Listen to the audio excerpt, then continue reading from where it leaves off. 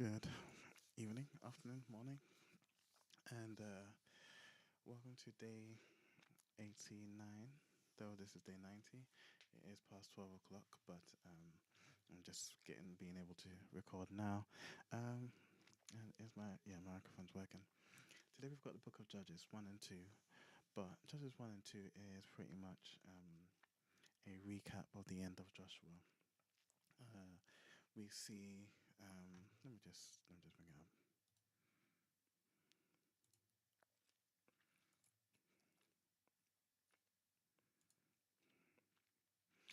So we see Judah and Simeon conquer their land.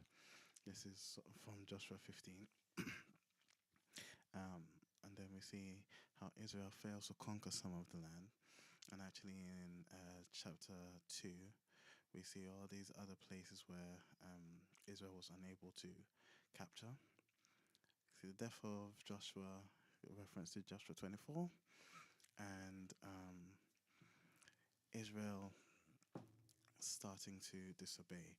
So they're in the land, they've got it, everything's all cool.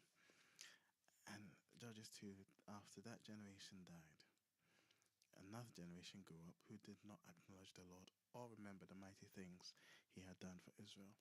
So he cast your mind back to all the festivals that God put in place, all the times of remembrances and the rituals that were to cast their minds back, because when you're out of the fire, really, they're no longer in the wilderness. They are now comfortable.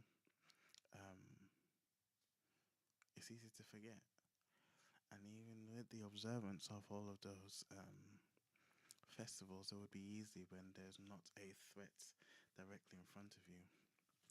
Um, but we see a a pattern effectively. Israel turns away from God. God hands them over to their enemies. They cry out because they are now being oppressed. A judge is raised up, and he will deliver them. And that's pretty much Judges 1 and 2. But I wanted to just do a quick introduction to the book, because I think these are really cool. So again, in the Blue Letter Bible website and study, you have these introductions. And I'm just going to take a very simple, very short ESV Bible introduction to Judges. It's named after these individuals who rise up after Joshua, up until the monarchy, up until Saul, effectively.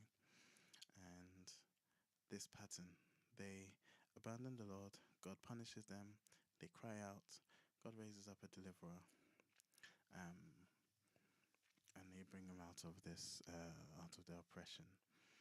Um, and that's effectively what Judges is. But the interesting thing, and the thing I think we should take into consideration as we read this, is this line, I think, in Judges 17.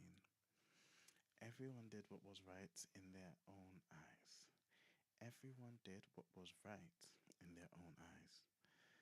The reason I think that's so powerful is what that describes is subjective reality, subjective truth. That's where we live now, where there is no standard, right? There is nothing that is considered objectively true for all. It's whatever is good for you, whatever is right in your eyes.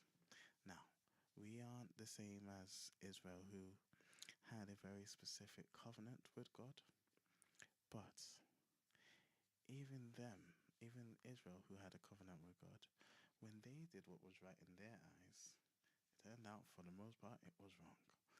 How much more us who, outside of Christ, have no claim to God or the standard that he represents? How much worse would everything right in our eyes be compared to a people who actually did have that standard to compare to? That's the thought I want to leave us with as we go.